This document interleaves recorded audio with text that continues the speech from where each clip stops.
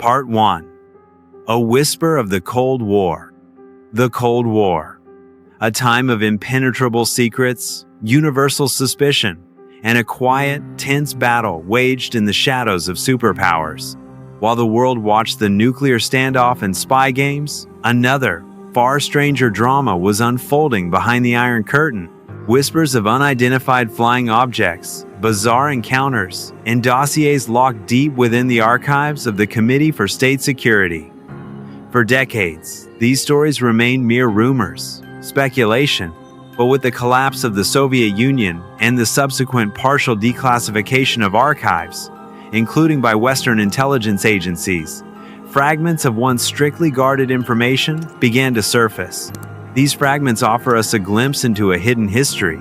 Among these declassified fragments, one story stands out for its incredible audacity, its terrifying consequences: the case of the Stone Soldiers. A tale of Soviet servicemen, an alien craft, and a horrific retaliation that allegedly turned men to stone. Today, we will attempt to peel back the layers of this extraordinary story, to separate fact from fiction amidst decades of secrecy and speculation. Was it a real encounter, or a skillfully crafted legend of the Cold War? The very atmosphere of the Cold War, with its total control of information and paranoia, created fertile ground for such stories. Any unusual phenomenon, especially over military installations, was immediately classified. This veil of secrecy, in turn, gave rise to the most incredible rumors. And when the Soviet Union fell, the flood of previously hidden information was ambiguous authentic. Documents were mixed with disinformation and outright fabrications. The allure of forbidden knowledge from the KGB archives only added a mystical aura to any information that emerged. Part 2. The Stone Soldiers Case? Cosmic Revenge? Our dive into this bizarre incident begins not with irrefutable evidence, but with a paper trail. In the early 1990s, as the Soviet Union was dissolving, a shocking story appeared in the pages of the Ukrainian newspaper Ternopil Vecherny. An article titled Cosmic Revenge, published around March 1993, claimed its source was a 250-page KGB dossier, allegedly leaked from a top-secret department of the Soviet intelligence service. This dossier, according to the newspaper, detailed a confrontation in Siberia. The story soon caught the attention of the CIA. American intelligence reportedly gained access to some KGB materials after the collapse of the USSR.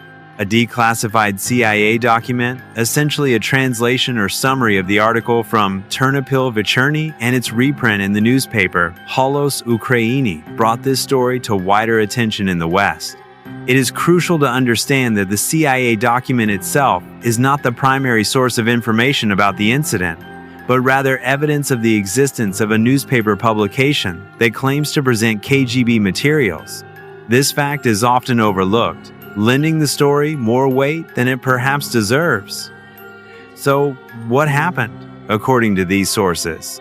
The events allegedly unfolded in the late 80s, around 1989 or 1990. A Soviet military unit was conducting routine exercises in Siberia. Although some later retellings of the story, citing the same CIA document, mention Ukraine, this is the first serious discrepancy in the details that gives one pause. A low-flying, saucer-shaped spacecraft was spotted over the training ground. For unknown reasons, as the report states, someone unexpectedly launched a surface-to-air missile and hit the UFO. The downed craft fell to the ground nearby. 5 beings emerged from the damaged ship. The description portrays them as short humanoids with large heads and large black eyes. This description is strikingly similar to the images of gray aliens that became popular in Western ufological culture long before the late 80s. Whether this was an accurate description or if the story was colored by pre-existing notions is an open question. The subsequent events, according to the survivors, unfolded swiftly and horrifyingly. The 5 humanoids closed in and then merged into a single object that took on a spherical shape. This object began to buzz and hiss sharply, then turned blindingly white. A few seconds later, the spheres expanded significantly and exploded, erupting in an extremely bright light. This is one of the most fantastical and unique elements of the story, describing abilities far beyond human comprehension. At that very moment, the survivors recalled 23 soldiers who had watched the phenomenon turned into stone pillars. Only 2 servicemen, who were allegedly standing in the shade and were less exposed to the light explosion, survived. This moment is the climax of the alleged incident and the source of its blood-curdling name. The alleged KGB report further claimed that the petrified soldiers and the remains of the UFO were transported to a secret research center near Moscow. Soviet specialists supposedly concluded that an unknown source of energy instantly changed the soldiers' biological structure, turning them into a substance with a molecular composition identical to limestone. This detailed limestone is extremely specific. It could either lend the story a veneer of scientific credibility to an unprepared reader, or serve as a sign of its absurdity when viewed through the lens of modern science, which knows of no process for instantly converting complex organic matter into limestone through the action of light. The CIA document, summarizing the newspaper article, concludes with a quote attributed to an analyst. If the KGB file corresponds to reality, this is an extremely menacing case. The aliens possess such weapons and technology that go beyond all our assumptions. They can stand up for themselves if attacked. This assessment, whether it is a genuine CIA analysis or part of the retold newspaper material, certainly enhances the dramatic effect of the story. However, upon closer inspection, the story of the stone soldiers begins to raise serious questions. The aforementioned discrepancy in the location, Siberia or Ukraine ice, a major red flag. If all reports originate from the same initial KGB dossier, such a fundamental detail as the location, spanning an entire continent, should not change. This suggests either extremely careless transmission of information or that the story itself is not based on a single, consistent, factual event. Perhaps it was altered or mixed with other rumors as it spread. Furthermore, the narrative itself is filled with elements characteristic of science fiction plots. Classic flying saucers, gray humanoids, energy weapons, and alien retaliation. This doesn't necessarily disprove the story, but it makes one wonder if it was shaped by the influence of existing popular culture or deliberately constructed to create a sensation using familiar imagery. So, the story of the stone soldiers is full of drama, but also contradictions. However, no matter how incredible it may seem, it does not exist in a vacuum. There is evidence that the KGB was indeed interested in unidentified flying objects long before this alleged incident. Part 3. The KGB secret dossiers. A broader picture? One of the most famous pieces of evidence of this interest is the so-called Blue Folder. This is a collection of UFO reports allegedly compiled by the KGB. It contained dispatches from counterintelligence officers about encounters with unidentified flying objects, especially frequently over military facilities. It is reported that Yuri Andropov, then head of the KGB, ordered these materials to be sent to the chairman of the USSR's Military Industrial Commission. This indicates that interest in UFOs came from the highest level and was likely dictated by national security concern. In addition to simply collecting information, the Soviet Union initiated official, secret programs to study these anomalous phenomena. The two best known were Setka-AN, overseen by the Academy of Sciences, and Setka-MO, run by the Ministry of Defense. Setka-AN collected data from observatories and meteorological stations, while Setka-MO aimed to use the vast observational potential of the Soviet Army. A special military unit was even established in Mytishchi, near Moscow, to gather information for Setka-MO. This dual approach, scientific and military, demonstrates the multifaceted nature of Soviet interest. On one hand, a desire to understand the nature of the phenomena, and on the other, to assess a potential threat or technological advantage. These programs lasted for 13 years. The official conclusion stated that the vast majority of phenomena perceived by eyewitnesses as something anomalous have a completely explainable nature. This is the standard conclusion for many UFO studies around the Badix's world. However, the critical question remains about the smaller portion of cases that were never explained. Both Setka programs were reportedly shut down after the August 1991 coup attempt, and 2 years later, all the secret documents collected during their existence were allegedly sold. If this is true, then to whom and for what purpose? What was contained in the portion of data that remained unexplained? This fact adds another layer of mystery and speculation about lost information. The KGB archives and the Setka materials undoubtedly contained reports from across the vast territory of the Soviet Union.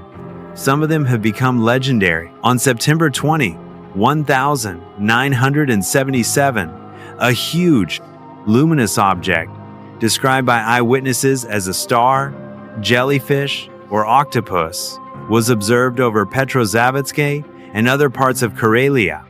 It emitted rays of light, showering the city with a multitude of very fine rays, creating the image of pouring rain. Witnesses included military personnel, police officers, and airport staff. Later, mysterious, perfectly round holes were reported in the window panes of some building.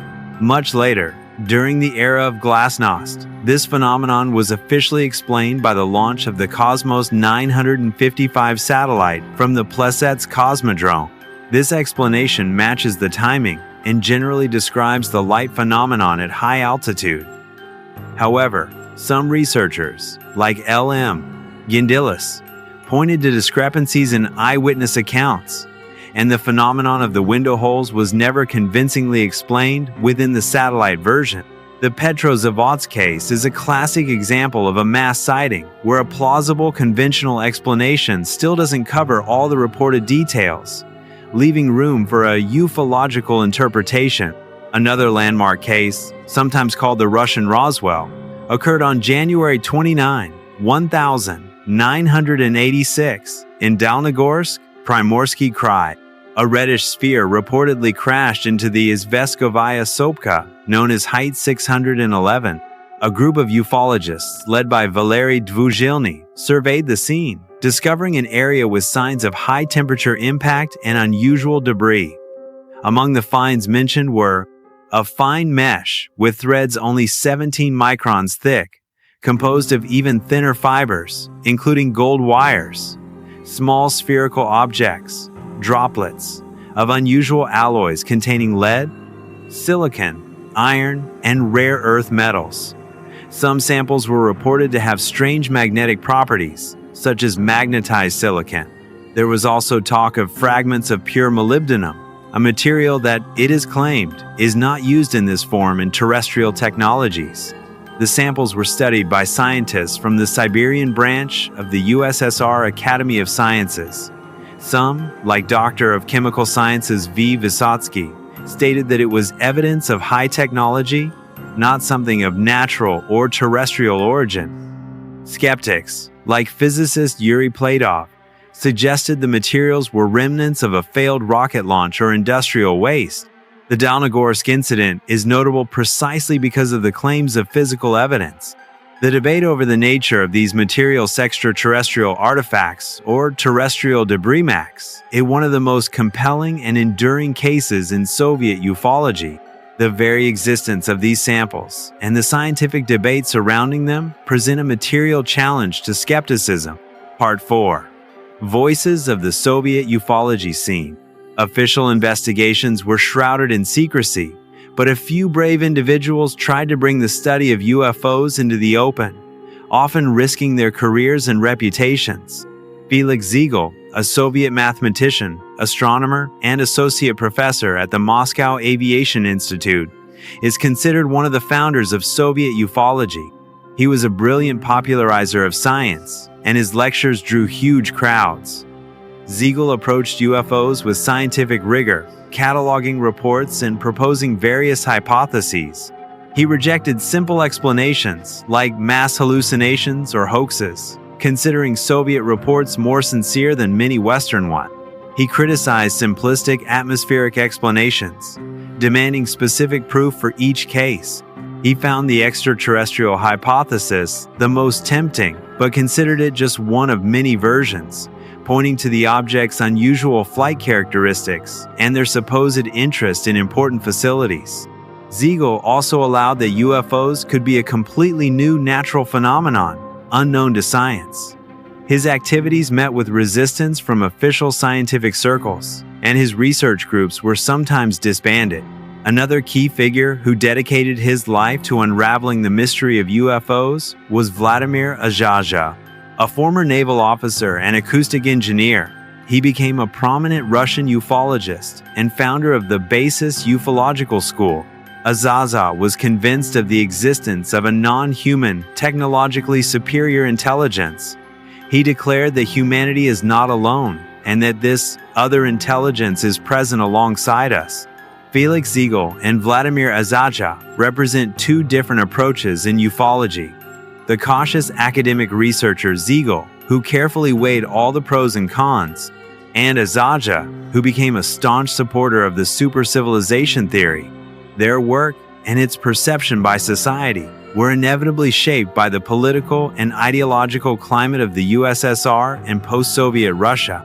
The very act of engaging in ufology in the Soviet Union was a kind of challenge to the established scientific and informational order. Their ability to captivate an audience was no less important than their research in popularizing the topic. Part 5. Truth, Hoax, or a Cold War Legend? So, what should we make of the Stone Soldier story? A genuine clash with hostile aliens, meticulously documented by the KGB, or something else? Let's remember, the entire story rests on an article in a Ukrainian newspaper, which refers to an alleged, but never publicly presented, 250-page KGB dossier. Former CIA officer Mike Baker expressed skepticism, suggesting that the real report, if it ever existed, likely differs greatly from the sensationalized versions. The cinematic nature of the narrative, its saturation with well-known ufological tropes, and the aforementioned discrepancies in details, such as the location, all heightened doubts. The possibility of a deliberate hoax or even Cold War disinformation cannot be ruled out. And yet, while the Stone Soldier's case likely teeters on the edge of plausibility, the broader history of Soviet UFO research attests to a genuine, albeit secret, state interest in the unexplained. Many reports from the Blue Folder or the Setka programs probably concern misidentified ordinary objects or natural phenomena. But the very fact that these programs existed for years suggests that some cases did defy simple explanations. The Iron Curtain has fallen, but many of its secrets remain undisclosed. Were Soviet soldiers truly turned to stone by an alien force? Or is this a chilling legend born in the shadow of the Cold War, amplified by time and retelling? Perhaps the truth is buried in archives yet to be opened, or in testimonies yet to be heard. One thing is certain, the skies over the Soviet Union held secrets that fascinated, and at times terrified, those who looked up. And the question of whether we are alone, and what the intentions of others might be, continues to stir us.